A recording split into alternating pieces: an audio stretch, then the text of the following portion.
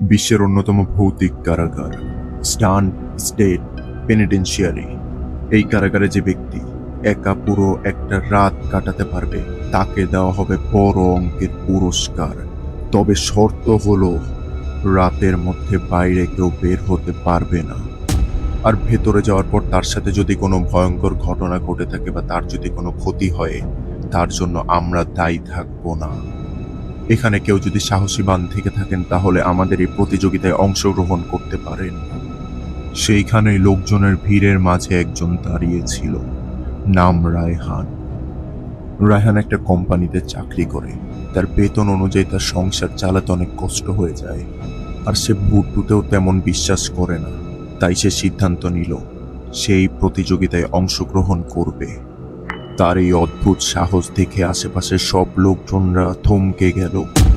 তাকে দিয়ে সব কাগজে কলমে সিগনেচার করিয়ে নেওয়া হলো প্রমাণস্বরূপ।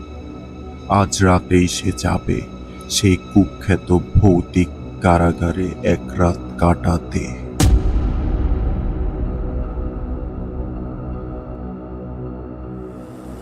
রাত প্রায় 10টা বাজে।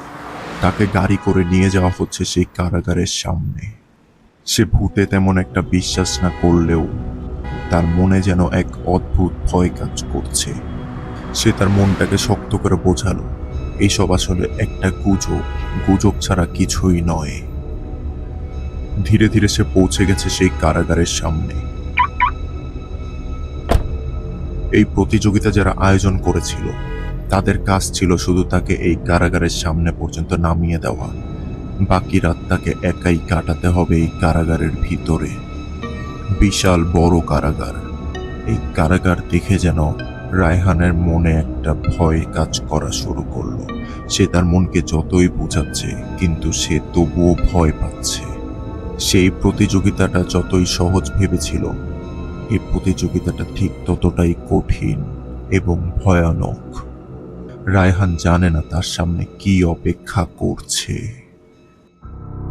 রায়হানের পর ধীরে ধীরে গেটের ভিতরে ঢুকে গেল। এই সেই কারাগার, যে কারাগারের ভিতরে রায়হানকে এক রাত থাকতে হবে। অদ্ভুত এক অনুভূতি।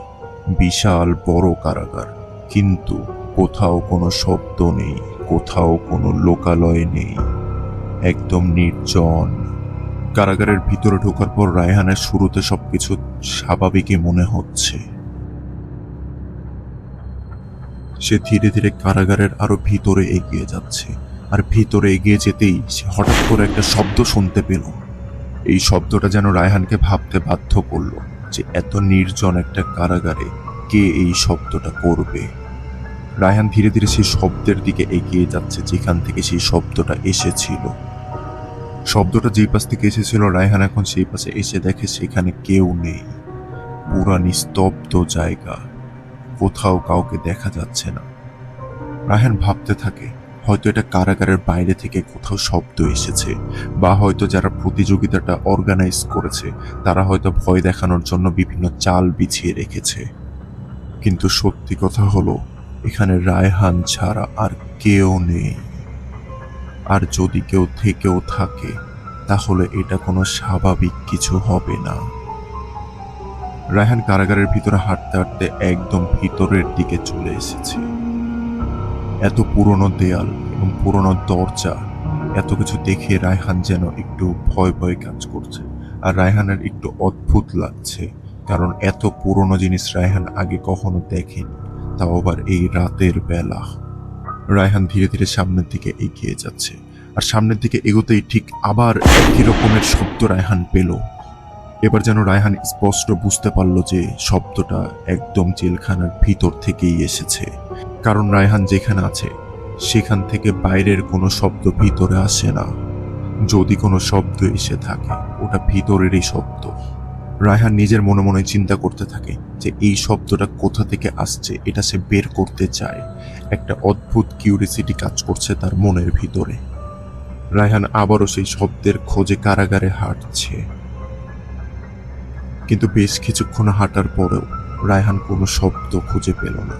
কিন্তু রায়হান শব্দটা খুঁজতে খুঁজতে এমন একটা জায়গায় এসে পড়েছে যেখানে নাকি লোকমুখে শোনা যায় যে এই জায়গা দিয়ে নাকি বিভিন্ন কয়েদিদের আত্মাকে ঘুরতে দেখেছে। এই কারাগারে যতই কয়েদিরা থাকতো তাদেরকে অনেক নির্মমভাবে টর্চার করা হতো, অত্যাচার করা হতো, একাকিত্বের ভিতরে রাখা হতো। আর তারা এসব সহ্য না করতে পেরে আত্মহত্যা করে ফেলতো অথবা নিজেকেই নিজেরা মেরে ফেলতো। রায়হানকে এই সব কিছুই বলে দেওয়া হয়েছিল এবং কোথায় কি আছে এটাও বলে দেওয়া হয়েছিল। তাই রায়হান বুঝতে পেরেছে যে জেলখানার কোন জায়গায় আছে সে। রায়হান চিন্তা করলো কয়েদিদের যেখানে রাখা হতো সেইখানে একটু যাবে, যে দেখবে যে তাদের অনুভূতিটা কেমন। রায়হান হাঁটতে হাঁটতে একটা সেলের সামনে এসে দাঁড়িয়ে পড়ল। সেই সেলের গেটটা খোলা ছিল, কিন্তু সেই সেলের গেটের পাশে ছিল কয়েকটা বাটন। সে শুরুতে এটাকে লিফটের বাটন হিসাবে ভেবেছিল, কিন্তু সে ভুল। এটা ছিল সেই বাটন যে বাটন দিয়ে প্রতিটা সেলের দরজা খোলা হতো এবং বন্ধ করা হতো, যেন কয়েদিরা কোনোভাবেই তাদের সেলটা ভিতর থেকে বা বাইরে থেকে খুলতে না পারে। সে আর এত কিছু না ভেবে কয়েদিদের সেলের ভিতরে ঢুকে গেল। সেলে আসার পরেই তার এক অদ্ভুত অনুভূতি কাজ করা শুরু করলো, কারণ সেলের ভিতরে ছিল গভীর অন্ধকার। চারিদিকে একদম দেয়ালে ঘিরে আছে, কোথা থেকেও আলো আসার কোনো বিন্দু মাত্র চান্স নেই। আর রুমটাও ছিল বেশ ছোট। সেই জেলখানাটা যতই ঘুরছে, যতই দেখছে, ততই অবাক হচ্ছে, কারণ নতুন নতুন অনুভূতির সম্মুখীন হচ্ছে রায়হান। এরপর রায়হান চিন্তা করলো সে অন্য একটা কয়েদির সেলে যাবে। সে আগের সেল থেকে বের হয়ে অন্য একটি সেলের দিকে যাওয়ার চিন্তা করছে। সে সামনের দিকে এগিয়ে যাচ্ছে, কিন্তু তার মনে হচ্ছে তার পিছে যেন কেউ দাঁড়িয়ে আছে। সে পিছে ঘুরতেই দেখে অদ্ভুত এক লোক একদম দূরে, কিন্তু এত দূরে না যে দেখা যায় না, কিন্তু অন্ধকারের কারণে ঠিকভাবে স্পষ্ট বোঝাও যাচ্ছে না। একটা লোক দাঁড়িয়ে আছে, তার চেহারা স্পষ্ট বোঝা যাচ্ছে না অন্ধকারের কারণে। রায়হান এটা দেখে ভীষণ ঘাবড়ে গেল, কারণ এই কারাগারে সে ছাড়া তার কেউ নেই। রায়হান এবার বেশ ভয় পেয়ে গেছে। রায়হান সেখান থেকে দ্রুত সামনের দিকে এগিয়ে যাচ্ছে, কিন্তু সে সামনে ঘুরতেই দেখে সেই লোকটা তার সামনে দাঁড়িয়ে আছে। কিন্তু অদ্ভুত বিষয় হলো কিছুক্ষণ আগেই সেই লোকটা পিছে দাঁড়িয়েছিল রায়হানের, আর এতটুক দূরত্বে পিছে দাঁড়িয়েছিল যে এত কম সময়ের ভিতরে রায়হানের সামনে চলে আসা অসম্ভব। রায়হান সামনে সেই লোকটাকে দেখে আবার পিছে তাকায়, কিন্তু পিছে কোনো লোককে দেখতে পারে না। এরপর সে আবার সামনের দিকে তাকিয়ে দেখে তার সামনেও কেউ নেই। রায়হান বড়ই অদ্ভুত অনুভব করছে। সে নিজের সাথেই নিজে কথা বলছে আর ভাবছে এটা কি সত্যিই তার সাথে ঘটে যাচ্ছে নাকি সবই তার মনের ভুল। আর এসব ভাবতে ভাবতে রায়হান আরো সামনের দিকে এগিয়ে যাচ্ছে। রাত শেষ হতে আর বেশিক্ষণ সময় নেই, কিন্তু রায়হান এটা জানে না যে কিছুক্ষণ পরেই তার সাথে কি ঘটতে চলেছে। একটু পরেই রায়হান লক্ষ্য করল ঠিক রায়হানের সামনে থেকে কে যেন হেঁটে হেঁটে আসছে। রায়হান এটা স্পষ্ট দেখতে পারছে যে একটা লোক রায়হানের সামনে হেঁটে আসছে। লোকের চেহারাটা বিকট দেখতে, বিশ্রী দেখতে লোকের সেই চেহারা। চোখ মুখে যেন একটা ভয়ঙ্কর ছাপ আছে সেই লোকের। রায়হান কি করবে কিছুই বুঝতে পারছে না। রায়হানের মাথা কাজ করছে না, রায়হানের হাত পা সব থরথর করে কাঁপছে, সে ভয়ে জমে গেছে। এক পর্যায়ে সেই ভয়ঙ্কর জিনিসটা রায়হানের সামনে এসে দাঁড়াতেই রায়হান এটা দেখে অজ্ঞান হয়ে যায়। রায়হান চোখ খুলেই দেখে রায়হান এখন সেই টিভি নিউজ স্টুডিওতে আছে, যেখানে সে প্রতিযোগিতায় অংশগ্রহণ করেছিল। আসলে সকাল হতেই রায়হানকে নিতে সেইখানে লোকজনরা চলে যায় এবং সেইখান থেকে স্টুডিওতে নিয়ে আসে। রায়হানের অনেক কষ্ট হলেও এবং অনেক ভয় পেলেও সেই প্রতিযোগিতা জিতে গেছে।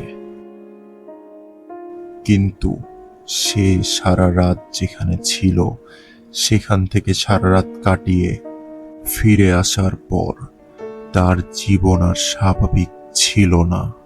একটা অস্বাভাবিক ঘোরের ভিতর কাটছিল রায়হানের জীবন। তার মস্তিষ্ক আর আগের মতো কাজ করছিল না। হয়তো এই প্রতিযোগিতায় অংশগ্রহণ করাটাই রায়হানের ছিল সবচেয়ে বড় ভুল। তাই অল্প কিছু টাকার লোভে আমাদের জীবনকে বাজি রেখে কখনোই কোনো কিছু করা উচিত নয়।